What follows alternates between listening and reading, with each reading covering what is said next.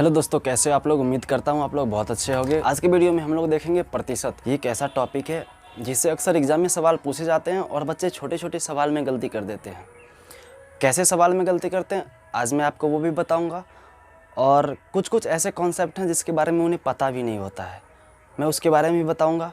कुछ ऐसे कॉन्सेप्ट होते हैं जिसके बारे में उन्हें गलत पता होता है, लेकिन उसका रियलिटी क्या है वो उसे बिल्कुल पता नहीं होता है, उसके बारे में भी मैं बताऊँगा।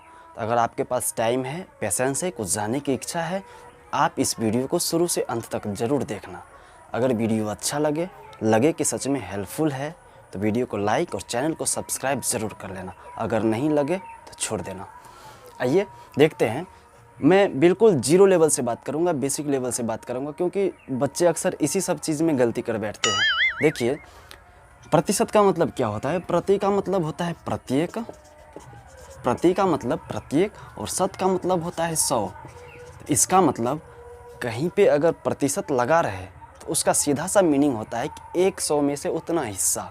यानी जब किसी संख्या में, देखिए दो चीज़ है, अगर सिंपल प्रतिशत है, सिर्फ प्रतिशत, इसका सिंबल ऐसे होता है, सिर्फ प्रतिशत है तो इसका मतलब 100 होता है, 100। अगर किसी संख्या के साथ ये प्रतिशत आ गया तो उसका मतलब बटे में 100 होता है। जैसे 5%, इस प्रतिशत का क्या मतलब हुआ, इस संख्या के बट्टे में 100। इसको ऐसे भी लिख सकते हैं 5/100, 5%, 5/100। अब ये चीज़ आपको किस चीज़ में काम देगा कि जब बोलेगा परसेंटेज से आप फ्रैक्शन में चेंज कर दीजिए, यानी भिन्न में चेंज कीजिए। बोल देगा 10% को भिन्न में चेंज करें, भिन्न में बदलें, तब कैसे कीजिएगा आप। 10% है तो बट्टे में 100, आप कटा दीजिए इसको, 1/10 आ गया।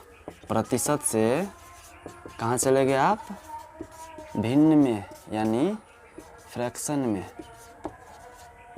नहीं, इस तरह से ये कॉन्सेप्ट है इसके पीछे। देखिए, एग्ज़ाम में बहुत हल्का सवाल पूछा जाता है, लेकिन लोग भारी भारी सवाल बना के तो जाते हैं, छोटे छोटे सवाल को इग्नोर कर देते हैं। तो वही छोटा छोटा सवाल उसको भी एग्ज़ाम में इग्नोर करता है। देखिए सवाल कैसे पूछता है कि मान लीजिए आपको कह देगा कि 500 का 10% निकालो, तो आप क्या कीजिएगा। चलिए देखिए इस सवाल को कैसे करेंगे। 500 का मतलब 500, जिसके बारे में पूछा गया उसको लिख लीजिए। का मतलब गुना होता है तो आप गुना दे दीजिए। परसेंट का तो कॉन्सेप्ट क्लियर है, अभी जस्ट बताएं, जब परसेंट आ जाए किसी संख्या के साथ तो बट्टे में 100 हो जाता है, यानी 10/100। अब देखिए कटा सकते हैं ना इस 2 शून्य को 2 शून्य से, बच गया 10 × 5, कितना हो जाएगा ये 50। यानी 500 का 10% कितना होगा, 50। बिल्कुल इजी है। ऐसा ही सवाल एग्ज़ाम में पूछ देता है, इसी में थोड़ा और ऐड कर देगा, बोलेगा 500 का 10% प्लस 300 का 20% बराबर क्या होगा बताइए। तो बच्चा घबरा जाता है, अरे कुछ नहीं करना है, इसका निकाल लिए ना, 50 आया ना, उसी तरह इसका भी निकाल लेंगे। 300 का मतलब गुना, 20% का मतलब बट्टे में 100, कटा दिए, कितना हो गया ये 60 ना, बीच में प्लस था ना तो दोनों को जोड़ देंगे, 60 + 50 कितना हो जाएगा 110। ये आंसर आ जाएगा। बच्चा लोग इसमें भी गलती कर देता है। आपसे सवाल ऐसे भी पूछ सकता है कि 4 5 का कितना प्रतिशत है। अब ये उल्टा पूछ लिया, कितना प्रतिशत है। तो इससे पहले मैं आपको एक कॉन्सेप्ट बताता हूँ। आप यहाँ तो देखें, चलो प्रतिशत को भिन्न में चेंज करना हो तो कर देंगे, बट्टे में 100 दे देंगे तो हो जाएगा। लेकिन अगर फ्रैक्शन को ही प्रतिशत में चेंज करना हो तो कैसे करेंगे। मान लीजिए आपके पास 4/5 एक फ्रैक्शन दिया हुआ है, अब बोल रहा है इसको परसेंट में चेंज करके बताइए। आप क्या करते हैं, यहाँ पे देखिए आप लोग सब गलत कॉन्सेप्ट यूज कर रहे होंगे आज तक। आपको लगता है कि परसेंट में गुना कर ले, 100 से गुना करते हैं, पता है ना आपको। बताइए परसेंट में चेंज करने के लिए आप क्या करते हैं, 100 से गुना। लेकिन ये बिल्कुल गलत है। जब आप इसमें 100 से गुना करोगे तो ये कितना होगा 80%, 80 आ गया। लेकिन आप इसमें परसेंट भी लगा देते हो। अरे मैं ये पूछ रहा हूँ कि जब आप सिर्फ 100 से गुना किए और इसको तो यहाँ कटा ही दिए, तो फिर ये परसेंट कहाँ से आ गया। हे भैया कहाँ से आ गया है परसेंट, जब आपने परसेंट इधर कहीं लिखा ही नहीं, यहाँ कहीं परसेंट है ही नहीं, तो यहाँ कहाँ से आ गया परसेंट। यहाँ पे आपका कॉन्सेप्ट गलत हो जाता है। अब इसके पीछे देखिए रियल कॉन्सेप्ट है क्या, 4/5। मैथ में क्या होता है कि जब आप किसी में 100 से गुना करोगे तो 100 से भाग भी देना पड़ता है ताकि वह संख्या चेंज ना हो, उसका मीनिंग चेंज ना हो, उसका वैल्यू सेम रहे। तो जब आप 100 से इसमें गुना कीजिएगा तो 100 से भाग भी तो देना पड़ेगा ना, तब नहीं ये सेम रहेगा, नहीं तो उसका मान ही बदल जाएगा। अब देखिए क्या करते हैं, यहीं पे देखिए कॉन्सेप्ट है कि बटे में 100 है ना, और परसेंट को क्या लिखते थे हम लोग, बटे में 100 ना। तो जब प्रतिशत में चेंज करते हैं, जब उल्टा चलते हैं, बटे में 100 ना लिख के इसी को हम लोग यहाँ पे परसेंट लिख देते हैं। ठीक है। अब देखिए किसी भी फ्रैक्शन को परसेंटेज में बदलने के लिए क्या करते हैं, 100% से आपको गुना करना पड़ेगा, ना कि 100 से। गलती मत कीजिएगा, ऐसे निकल जाता है आंसर, वो सही बात है, लेकिन कॉन्सेप्ट देखिए क्या कहता है, ये है कॉन्सेप्ट। अब इसको कटाइएगा जब आप 20 20 चौके 80, देखिए आगे ना, ये 80%। रियल कॉन्सेप्ट तो ये है। मान लीजिए 3/10 को बोल दिया परसेंटेज में कन्वर्ट करने के लिए कितना प्रतिशत होगा, तो आप क्या कीजिएगा, 100% से गुना कीजिए। 10 दंग 100, ये 10 या 30% होगा, ये आपका आंसर होगा। प्रतिशत 100% से गुना करना है। अब आइए ऊपर वाले सवाल पे, देखिए ऊपर वाला सवाल क्या कह रहा था, ये वाला क्वेश्चन, 4 5 का कितना प्रतिशत है। बहुत छोटा सवाल है, बहुत हल्का भी है, लेकिन लोग अक्सर इस सवाल को गलत कर देते हैं, और ऐसा ही सवाल अक्सर एग्जाम में पूछा भी जाता है। आप गलत क्यों कर देते हैं, क्योंकि आप बड़ा बड़ा सवाल करके जाते हैं एग्ज़ाम में, छोटा सवाल को आप इग्नोर कर देते हैं, तो इसलिए छोटा सवाल भी आपको इग्नोर मार देता है एग्ज़ाम में। देखिए इस सवाल को कैसे बनाएंगे। इस सवाल में 2 चीज़ आपको ध्यान रखना पड़ेगा कि किसके बारे में पूछा जा रहा है, किसके रिस्पेक्ट में पूछा जा रहा है।